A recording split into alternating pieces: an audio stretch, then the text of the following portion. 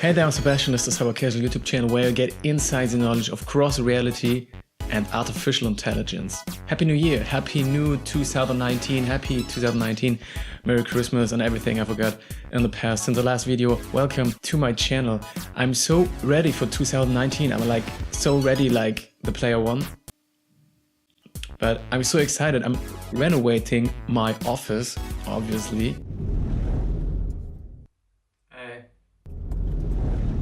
And things take more time than expected, but I couldn't wait any longer to make a new video for 2019 for you guys. And I'm super pumped because there were a big wave of amazement in the news because of one sentence which said VR will be 1,000 times bigger than augmented reality. And this is very different from everything we heard in the past. There will also be some more updates for 2019, which I'm going to talk about later because we're going now direct into the content. Marc Andreessen stated in its company's podcast A17Z that VR will be 1,000 times bigger than augmented reality. And this is very different from everything we heard in the past. And he also confirmed that this is a very contrarian view in the valley right now. If you don't know Marc Andreessen, you better should watch his Wikipedia page. But to make it short, Marc Andreessen is a software engineer, an entrepreneur, and an investor, and is very famous for his previous companies, Mosaic and Netscape, and now is the co-leader of Andreessen Horowitz, which is an investment company from the Silicon Valley. Besides that, he sits on the boards of directors for Facebook, eBay, and Hewlett-Packard Enterprise. He is officially one of the most famous persons of the World Wide Web. Okay then, but why does he say something like this, which is very different from everything other people from the industry are telling right now? What were his arguments? Well, let's listen exactly what he said about that. So I'm big believers in both. I think AR has tons of potential applications, both at work and at home. Obviously, AR should be bigger than VR because obviously if you can do things overlaid on the real world, that should be sort of inherently more interesting than having to construct sort of a synthetic world. I just think that that's only true for people who live in a very interesting place in the real world, which we all do. But only something between like 0.1% and 1% of people on Earth live in a place where it's like they wake up every morning and they're like, wow, there are so many interesting things to see, right? Like most people don't live in a place like that, right? And so for everybody who doesn't already live on a college campus or in Silicon Valley or in a major city, the new environments we're going to be able to create in VR are going to be inherently much more interesting, right, than the physical environments. And there's going to be a lot more of them to choose from, and so it's going to be amazing. So what we can understand from this now, of course, he has a very long-term view on technology, especially the cross-reality technology, which is important because he's a tech investor and he needs this long-term view for investing into startups. But think about it.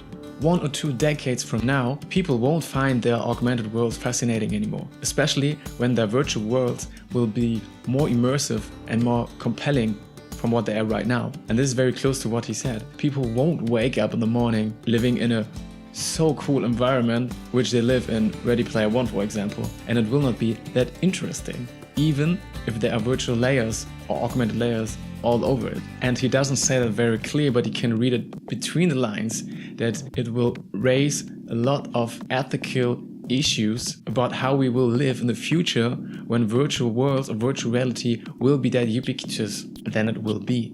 I mean, there are already issues coming through. People are a bit afraid of virtual worlds and virtual reality, and I think this is just the tip of the iceberg which will come and which is even possible with the virtual reality.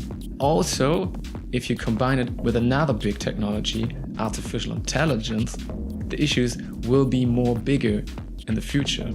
And also the ethical security thing about that. Everyone is talking about the killer app in VR, but I think there won't be that one killer app. The killer app will be the combination of virtual reality and artificial intelligence and everything which results from that. And the possibilities from that will be way bigger than most of people can imagine now. But also, if you cannot differentiate from what is real and what is not, things are maybe getting a little bit creepy, dangerous, call it whatever you want. But to make it a clear, secure way from now till then is our topic, or is our goal, is our mission as human beings. It's not just realistic virtual environments which will seduce us, but AI-driven avatars that are indistinguishable from people in real life. So let's combine these technologies shortly. Of course, augmented reality has or will have a full range of potential applications for work, education, entertainment, and so on. But virtual reality is about our illusions and the power of storytelling. And we are by nature storytellers. I mean, storytelling always have been a leveraged technology. From the alphabet to writing, from the printing to movies and radios, and of course television, and maybe now social media, and in the future, virtual reality. With virtual reality, we are in a new era where it begins to merge with our consciousness. And here's another interesting point. The venture capital company of Andreessen Horowitz, is invested in Magic Leap. And we all know what Magic Leap is all about. But now you can think, hey, wait, isn't Magic Leap an augmented reality startup? Or a mixed reality startup? And isn't this completely different from what he's saying? I mean, he's also on the board of directors from Facebook, which are hardly focused into virtual reality, but he's probably earning more money with his investing. So how does it fit together? Well, by now, the Magic Leap headsets are, I think they're cool. I haven't tried it out. I live in Europe. I cannot deliver it here, but I think they're cool. What I've heard and see, they are okay. And even the founders of Magic Leap itself saying, yeah, this is good, but the second and the third wave of our headsets will be that headsets which we're all looking for. And if these headsets work and this light field technology work like the people told us, then we won't have the borders between augmented and virtual reality probably. And that's the reason why we're talking about cross reality, because we can layer digital layers over our real world objects and our real environment and everything around us, basically. And then it's just button press to saying, hey, I want to go full virtual now, and everything around me should be virtual reality. And this is what the light field technology is about. And I'm strongly believing that this will work. But Magic Leap, cross reality, light field technology, this is just the hardware. And we're not talking only about the hardware, and we're not only talking about the software, we're talking about the whole technology as itself. And this is what Andreessen says, VR is for our illusions. We can go there when our real world isn't interested anymore or isn't interesting anymore. And with augmented reality, we can enhance our everyday lives. Of course, this will take some years, but we're talking about 1 or 2 decades at the moment when we're talking about this.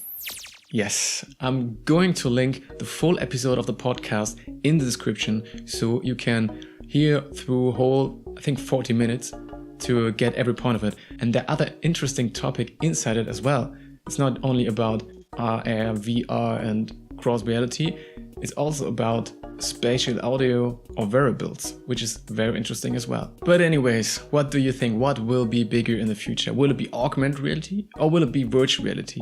Let me know in the comments and we can discuss about that and all the other stuff from the podcast. And maybe you are already a follower, a subscriber of my channel here on YouTube or on all other platforms, Twitch, Twitter, Instagram, then I welcome you. But if not, I would love to welcome you at the inner circle, which is pretty cool. We have a Discord group where we chat about all these topics, where we make arrangements for playing games together and all this stuff, and it's very cool and I would love to welcome you there. And also don't forget to activate the bell for my channel so you will always get a notification if there's a new video about augmented reality, virtual reality, mixed reality, cross reality, artificial intelligence, and so on and so on. All necessary links in the description. And famous last words. As I said in the beginning, there will be some updates in 2019 regarding cyber casual and our cyber casual inner circle. And I've prepared something for that.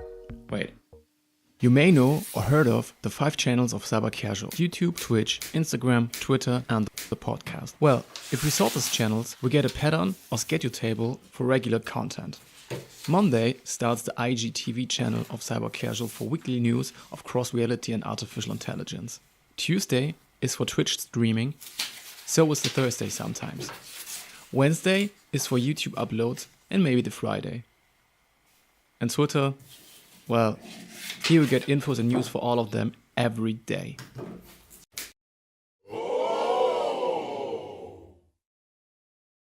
Oh yeah, and the promised podcast. Okay, that's it for me. That's it for today's video. That's about this topic. Another cyber casual video, the first cyber casual video in 2019. It's so good to be back. I'm very excited. Okay, so less talking, more action. I will see you guys next week. Go check Instagram for the first IGTV cross reality news. I'm very into this virtual reality because I've talked so much about virtual reality in this video. And of course, I will see you in the inner circle and in one of the next videos. Bye bye. Tschüss.